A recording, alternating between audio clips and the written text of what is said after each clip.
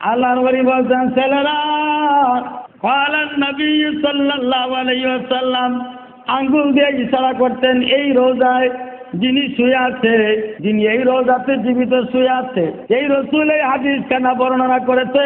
জোরে জোরে কোন সুবহানাল্লাহ। আল্লাহর ওলি যখন একদিন, দুই দিন, তিন দিন এইভাবে দীর্ঘদিন হাদিস পড়াইতেছে, ছেলেদের মধ্যে একটা ছেলে হইল সবচেয়ে চরম বেয়াদব। বেচারা নাকি কইছে, বাবারে আমার তো খুব গরম লাগছে, তুমি একটা কাজ করো, ওই গাছের থেকে একটা ডাব পাইয়া দাও।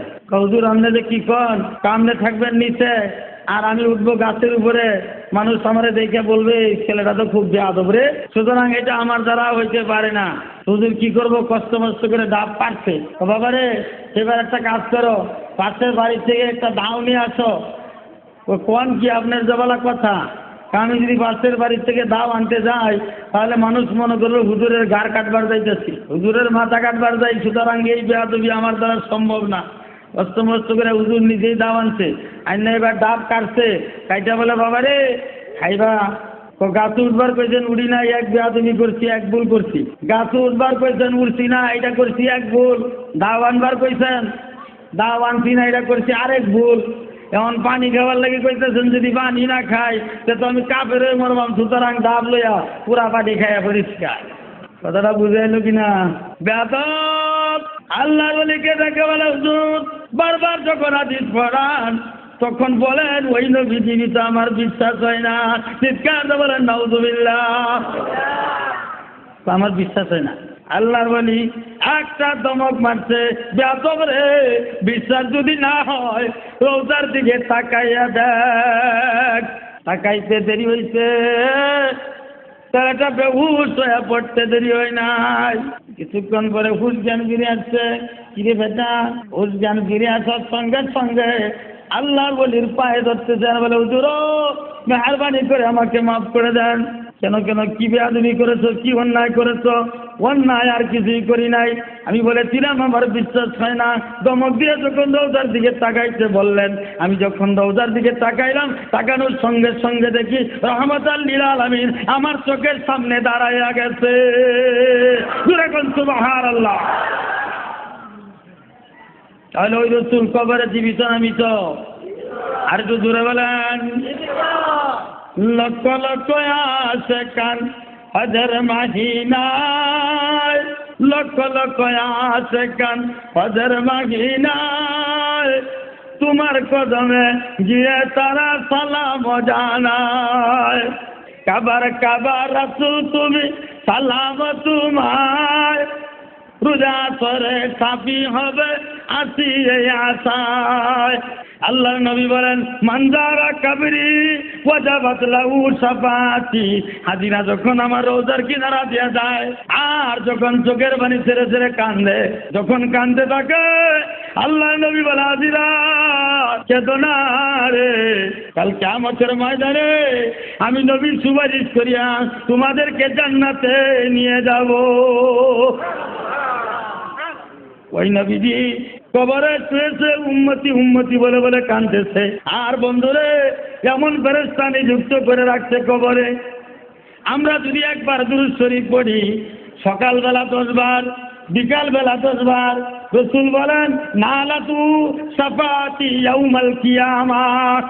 সকালবেলা 10 বার দুরূদ শরীফ বললো, বিকালবেলা 10 বার দুরূদ শরীফ বললো, কিয়ামতের ময়দানে আমি রাসূল তাদেরকে সুপারিশ করে নিয়ে যাওয়া ওয়াজিব হয়ে যাবে। এক ব্যক্তি সব সময় নবীর স্থানে দুরূদ পড়ে, দুরূদ পড়তে পড়তে রোজার দিকে যাচ্ছে, নবীজির কবর জিয়ারত করতে যায়। আমার বন্ধুগণ একটা শহরে চলে আসছে, ওই শহরে আসছে তার হায়াত শেষ, বাপ এবং সন্তান 2 জন দুনিয়ার থেকে বিদায় নিয়ে গেছে। চেহারাটা এমন বিশ্রী আকৃতি হয়েছে, সন্তান দেখে বলতে চাই রে হায় আমার বাবাকে নিয়ে মদিনায় যাচ্ছি, আর আমার বাবার চেহারাটা বিকৃত হয়ে গেছে। সুতরাং চাদর দিয়ে উপরে ঢাকিয়ে নিছে এবং কিনারায় বৈশাখ তন্দ্রায় চলে গেছে। ঘুমায় নাই, মাত্র তন্দ্রায় গেছে। ওই তন্দ্রা অবস্থায় স্বপ্নে যুগে দেখতেছে একটা লোক সাদা পোশাক পরিধান করা, উজ্জ্বল চেহারাওয়ালা আইসা বাবার মুখের মধ্যে হাত বুলাইতেছে, দূরে দূরে কোন সুবহানাল্লাহ। আর কে যেন ডাকতেছে, কেউ যদি জান্নাতে যাইতে চাও, কেউ যদি জান্নাতে যাইতে চাও, অমুক ব্যক্তি মারা গেছে, ওই ব্যক্তির জানাজার নামাজের মধ্যে যায় শরীক হও। ছেলে বলে লক্ষ লক্ষ মানুষ জানাজার নামাজের মধ্যে, আমার পিতার জানাজার নামাজের মধ্যে শরীক হয়েছে। আল্লাহু আকবার। কি করতো? সকালে 10 বার, বিকালে 10 বার, সব সময় নবীজির শানে দুরূদ ও সালাম পড়তো। বিদায় আল্লাহর রাসূল আয়েশা তার রওজা থেকে এসে তার চেহারাটা এমন করে দিয়েছে, হাত বুলায় দেওয়ার সাথে সাথে চেহারা তার নুরানি হয়ে গেছে এবং উজ্জ্বল হয়ে গেছে। হামজা রাসূলের চাচা, উনি বলতেছেন যে আমি যুদ্ধের ক্ষেত্রে গেলাম এবং যাইয়া তরবারি নিয়ে বলতেছেন, হাল মিন মুবারিজিন, কেউ আছো আমার সঙ্গে যুদ্ধ করার মতো? একটা নজওয়ান ছেলে বেরিয়েছে, বেরিয়ে বলতেছে আমি আছি তোমার সঙ্গে যুদ্ধ করার জন্য। এখন নবীর চাচা হযরত হামজা বলতেছেন সাহস তো তোমার কম নয়, বুখারীতে অনেক লম্বা ঘটনা, সাহস তো তোমার কম নয়, তুমি আমার সঙ্গে যুদ্ধ করার জন্য আসছো। এইবার হযরত হামজা রাদিয়াল্লাহু তাআলা আনহু নবীর চাচা তরবারিটা ঘুরাইতে দেরি হলো, এই মুশরিক জাহান্নামে যাইতে দেরি হলো না। জোরে কোন সুবহানাল্লাহ।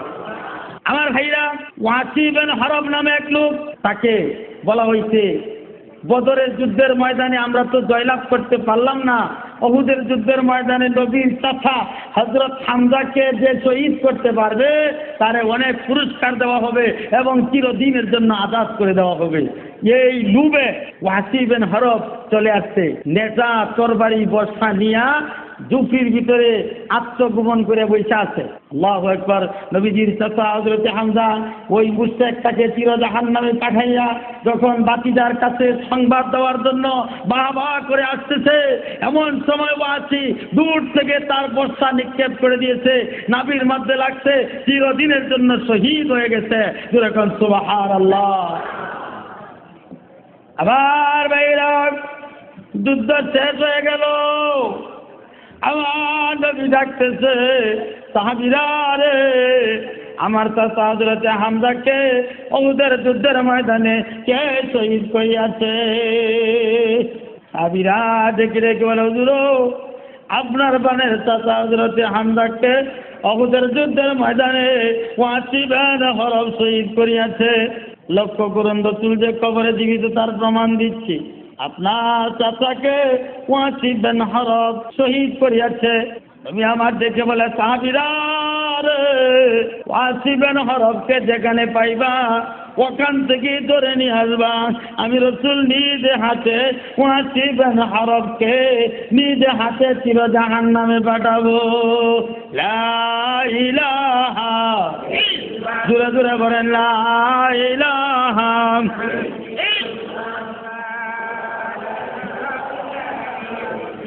আরো জোরে বলেন লা ইলাহা লা ইলাহা ও লা ইলাহা লা ইলাহা ইল্লাল্লাহু মুহাম্মাদুর রাসূলুল্লাহ। সকলে বলেন সাল্লাল্লাহু আলাইহি ওয়াসাল্লাম। ও আমার ভাইরা, ফাতে মক্কা যখন হয়ে গেল, ওয়াসি নিজে বর্ণনা করতেছেন আমি চলে গেলাম তাইফে। তাইফে যাওয়ার পরে তাইফ থেকে লক্ষ লক্ষ মানুষ যখন নবীজির কাছে কলমা পড়ার জন্য, মুসলমান হওয়ার জন্য যায়, তখন আমি চিন্তা করলাম আমি এখন কি করব। লোকজন ডেকে ডেকে বলতেছে আরে ওয়াসি একটা কাজ করো, দলে দলে মানুষ যখন মুসলমান হইতে যায় ওই সময় তুমি চলিয়া যাও। আমার বন্ধুরা, ওয়াসি নিজে চলে গেছে, কালিমা পরে মুসলমান হয়ে গেছে। এইবার যখন সামনে দিয়ে যায়, আল্লাহ নবী বলেন আনতা ওয়াসি, তুমি কি ওয়াসি? ওয়াসি মনে মনে করে হাইরে যেই ডরানি ডরাইছিলাম, মনে করছিলাম গোপনে কলমা করে যায় আমগা খালি কোনো মতো নেই। এখন নবী যে বলে আনতা ওয়াসি, তুমি কি ওয়াসি? ওয়াসি ভয়ে থরথর করে কাঁপতেছে আর বলে বুখারীর ইবারত, নাম তু ওয়াসি ইয়া রাসূলুল্লাহ, আমি তো ওয়াসি। কাঁপতেছে আর বলতেছে হুজুর আমি ওয়াসি। আল্লাহর নবী বলে ওয়াসি রে, আমি শুনেছি আমার চাচাকে তুমি নাকি শহীদ করেছো, কথাটা কি ঠিক? ওয়াসি বলে ইয়া রাসূলুল্লাহ নবীজি গো, আমি তো আপনার চাচা হযরতে হামজাকে উহুদের যুদ্ধের ময়দানে শহীদ করিয়াছি। আমার নবী ডেকে বলে, ওয়াসি রে, শহীদ করেছ, আজকে কলমা পড়ে মুসলমান হয়ে গেছ, আল্লাহ তোমার জীবনের গুনাহগুলি মাফ করে দিচ্ছে। ওয়াসি রে, আমার নবীর একটা আবদার রক্ষা করবানি। কি আবদার? আরে ওয়াসি, জানো না আমার চাচা হযরতে হামজা আমাকে কত আদর করতো? আবু জাহেল যখন গালি দিত, কাফের মুশরিকরা যখন তিরস্কার করতো, আমার চাচা জান আমাকে টান দিয়ে কুলের মধ্যে নিত। যুদ্ধের ক্ষেত্রে যখন শুরু হইতো, আমার চাচা জান আগে যুদ্ধের ময়দানে শরীক হইতো। ওয়াসি রে, আমার একটা আবদার হলো, কলমা পড়েছ, মুসলমান হয়েছ। আরে ওয়াসি, এই জীবনে আমি নবী যতদিন বেঁচে থাকবো, ওয়াসি রে, কোনদিন আমার সামনে পড়িও না। ওয়াসি, আমার সামনে যদি তুমি পড়ে যাও, আমার মনে হয়ে যাবে আমার প্রাণের চাচা হযরতে হামজার কথা। ওয়াসি বলে, ইয়া রাসূলুল্লাহ, আমি আজকের থেকে গেলাম, আমি আপনার সামনে আর পড়বো না। সাহাবীরা যখন নবীর সামনে যায় বসে, ওয়াসি পিছনে বসে থাকে। আমার বন্ধুগণ, ওয়াসি নবীর সামনে পড়ে না। আল্লাহ নবী দুনিয়ার থেকে বিদায় হয়ে গেলে মুসাইলামাতুল কাযযাব নামে মিথ্যা নবুয়তের দাবি করেছে। হযরতে উমর, আবু বকর রাদিয়াল্লাহু তাআলা আনহুর খেলাফতের সময় মুসলমানদের সঙ্গে মুসাইলামার সঙ্গে যখন যুদ্ধ হবে, এইবার ওয়াসি বলে, আমার জীবনে একটা কাজ করেছিলাম, নবীর চাচাকে দুনিয়ার থেকে বিদায় করেছিলাম, সুতরাং আজকে নবীজির চাচাকে, চাচার বদলায় নবীর দুশমনকে চির জাহান্নামে পাঠাবো। চিৎকার দিয়ে বলেন সুবহানাল্লাহ। ওয়াসি নিজে বর্ণনা করতেছেন, ওই তেজের নেজাটা, ওই তরবারিটা নিয়া, ওই বর্ষাটা নিয়া আমি চলে গেলাম যুক্তির কিনারায়, অর্থাৎ গোপনে আত্মগোপন করে বসে আছি। এমন সময় মুসাইলামাতুল কাযযাব ঘর থেকে বাইর হইয়া লাফালাফি আর ফালাফালি করতেছে। আমি খালি কায়দা খুঁজতেছি, কায়দা খুঁজতে খুঁজতে খুঁজতে খুঁজতে হঠাৎ করিয়া আমার ছিল হাত সই, অর্থাৎ তীর মারা সই, আমার নেজা মারা সই ছিল।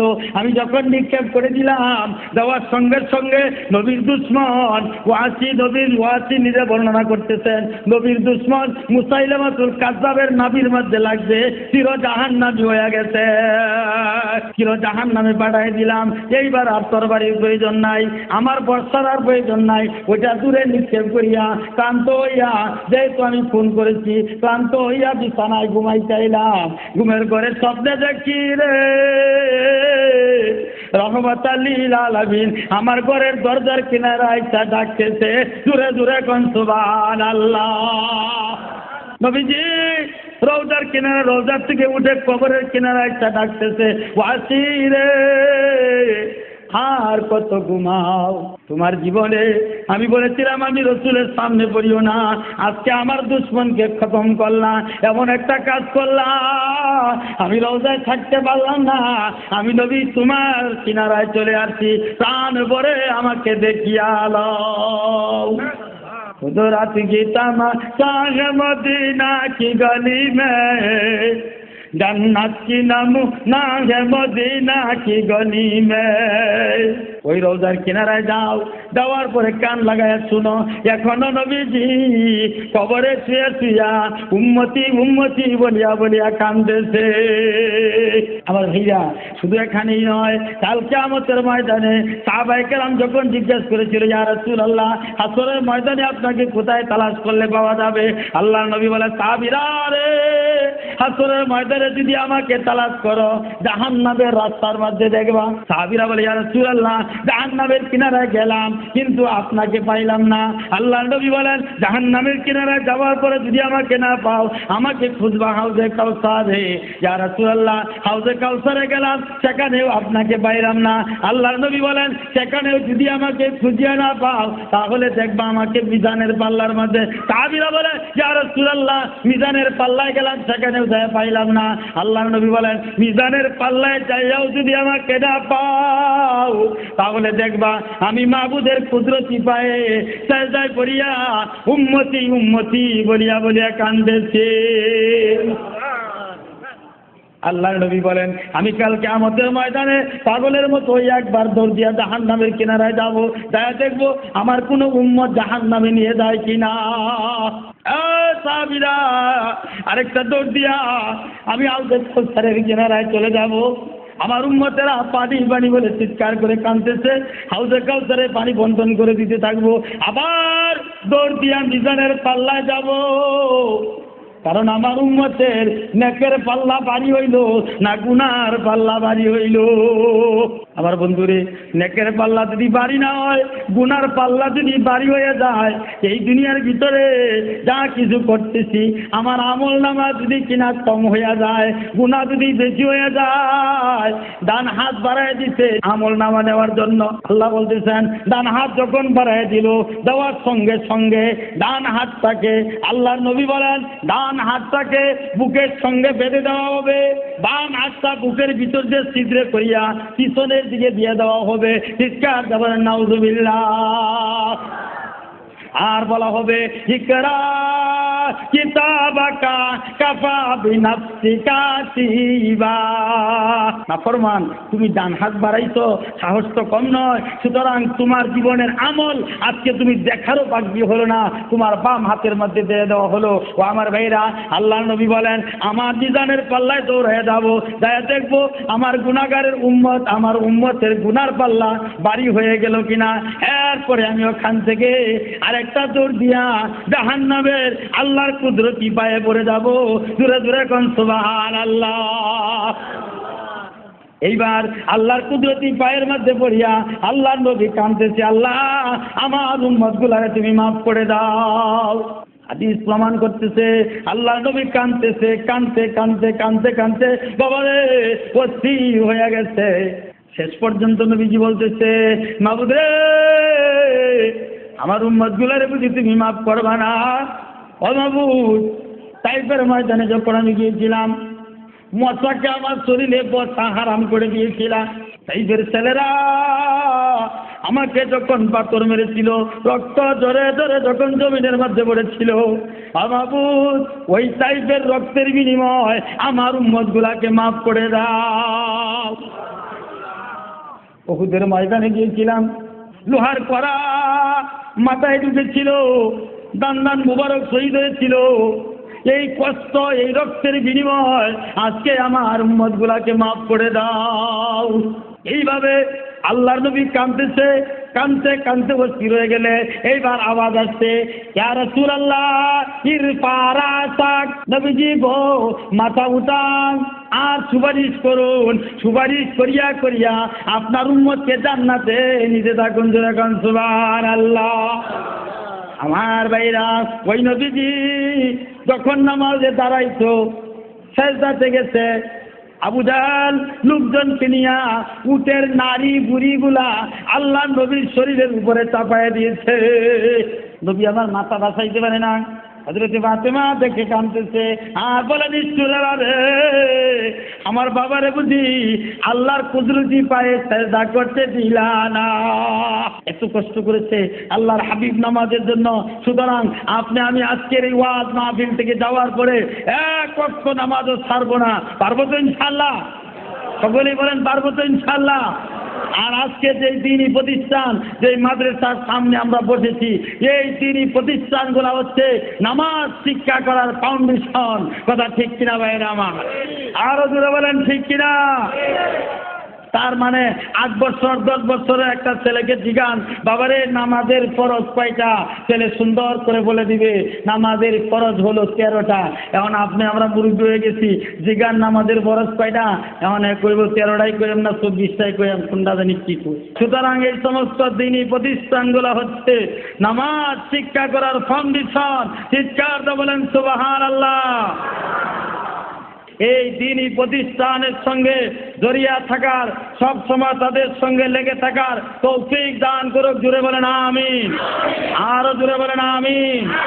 আল্লাহ রাব্বুল আলামিন যেই সময়টুকু আলোচনা করেছি, আমার আলোচনা আর দীর্ঘায়িত না করে আমি এখানেই শেষ করে দিচ্ছি। আল্লাহ পাক রাব্বুল আলামিন আমাদের সকলকে এই কথাগুলোর উপরে আমল করার তৌফিক দেন। সকলেই বলুন আমিন। আসসালামু আলাইকুম ওয়া রাহমাতুল্লাহি ওয়া বারাকাতুহু।